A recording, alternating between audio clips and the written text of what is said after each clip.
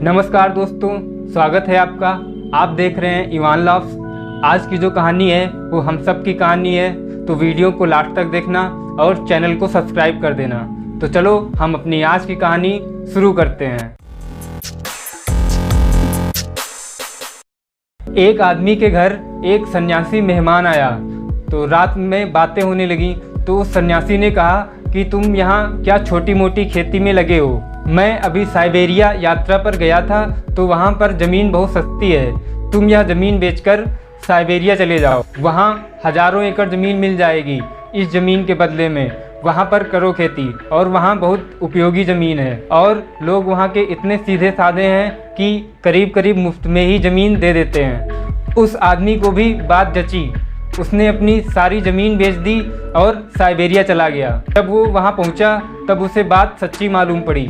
उसने पूछा कि मैं ज़मीन खरीदना चाहता हूँ। उन्होंने कहा कि ज़मीन खरीदने का तुम जितना पैसा लाए हो वो सब रख दो, और कल सुबह सूरज निकलते ही तुम निकल पड़ना, और सांझ सूरज के ढलते वक्त तुम जितनी ज़मीन घेर सको घेर लेना। बस चलते जाना, तुम जितनी ज़मीन घेर लो सांझ सूरज के डूबते डूबते, और उसी जगह पे लौट आना जहाँ से तुम चले थे। बस शर्त यही है, जितनी ज़मीन तुम चल लोगे उतनी ज़मीन तुम्हारी हो जाएगी। रात भर वह सो न सका, सोचता रहा कि कितनी ज़मीन मैं घेर लूँ। सुबह का सूरज उगा, गांव इकट्ठा हो गया था और वह भागा। उसने अपने साथ रोटी भी ले ली थी, पानी भी ले लिया था कि रास्ते में अगर भूख लगे प्यास लगे तो चलते चलते ही खा लूँगा और पी लूँगा। रुकना नहीं है, और चलना क्या, आज तो दौड़ना है, क्योंकि दौड़ने से दोगुनी ज़मीन घेर लूँगा। वह भागा। उसने सोचा था कि ठीक 12 बजे वापस लौट पड़ूँगा कि सूरज डूबते डूबते वापस लौट सकूं। 12 बज गए, मीलों चल चुका है, लेकिन लालच का कोई अंत नहीं है। उसने सोचा लौटना चाहिए, 12 तो बज गए, लेकिन सामने और उपजाऊ ज़मीन, थोड़ी सी और घेर लूं। जरा तेज़ी से दौड़ना पड़ेगा लौटते समय, बस इतनी सी ही तो बात है, बस एक दिन की ही तो बात है, और ज़रा तेज़ी से दौड़ लूँगा। उसने पानी भी न पिया, खाना भी न खाया, क्योंकि रुकना पड़ेगा उतनी देर। एक ही दिन की तो बात है, कल खा पी लेंगे। उसने सब कुछ फेंक दिया, क्योंकि उसका भी वजन ढोना पड़ रहा था, इसलिए ठीक से दौड़ नहीं पा रहा था। उसने अपना कोट और टोपी भी उतार दी, जितना हल्का हो सकता था उतना हल्का हो गया। 1 बज गया और लौटने का मन नहीं हो रहा था, क्योंकि आगे और सुंदर ज़मीन चली जाती है, मगर फिर लौटना ही पड़ा। 2 बजे तक वह लौटा, लेकिन अब घबराया। सारी ताकत लगाई, लेकिन ताकत तो अब चुकने के करीब आ गई थी। सुबह से दौड़ रहा था, हाँफ रहा था और घबरा भी रहा था कि पहुंच पाऊंगा सूरज डूबते वक्त कि नहीं। सारी ताकत लगा दी, सब दांव पर लगा दिया, और सूरज डूबने लगा।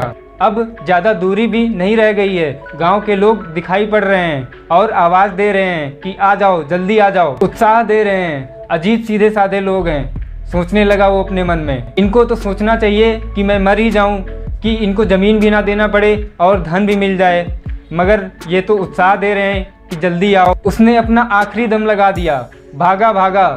सूरज डूबने लगा, और सूरज डूबते डूबते वह गिर पड़ा। कुछ 5-7 गज की दूरी बची है और वह अब घिसटने लगा। अभी सूरज की आखिरी कोर रह गई है और वह घिसटने लगा। और जब उसका हाथ उस जमीन के टुकड़े पर पहुंचा जहां से वह भागा था, उस खूंटी पर, तब तक सूरज डूब गया। वहां सूरज डूबा और यहाँ यह आदमी भी मर गया। शायद उसको हार्ट अटैक आ गया था। इतनी मेहनत कर ली, और गांव के वो सीधे साधे लोग जिनको वो समझता था वो हंसने लगे और आपस में एक दूसरे से बात करने लगे।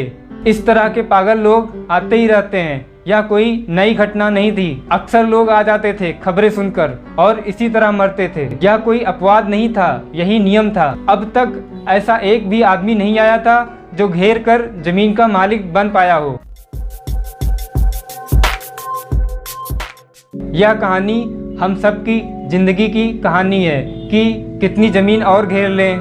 12 बज जाते हैं, लौटने का समय भी हो जाता है, मगर थोड़ा और दौड़ लें। न भूख की फिक्र है और न प्यास की फिक्र है। जीने का समय कहाँ है, पहले ज़मीन घेर लें, पहले इकट्ठा कर लें, फिर बाद में जी लेंगे। और कभी कोई नहीं जी पाता। जीने के लिए थोड़ी समझ चाहिए, जीवन मुफ्त नहीं मिलता। तो आपको हमारी ये कहानी कैसी लगी हमें कमेंट करके ज़रूर बताना। वीडियो को लाइक कर देना और चैनल को सब्सक्राइब कर देना। मिलते हैं आपको अपनी अगली वीडियो में। जय हिंद।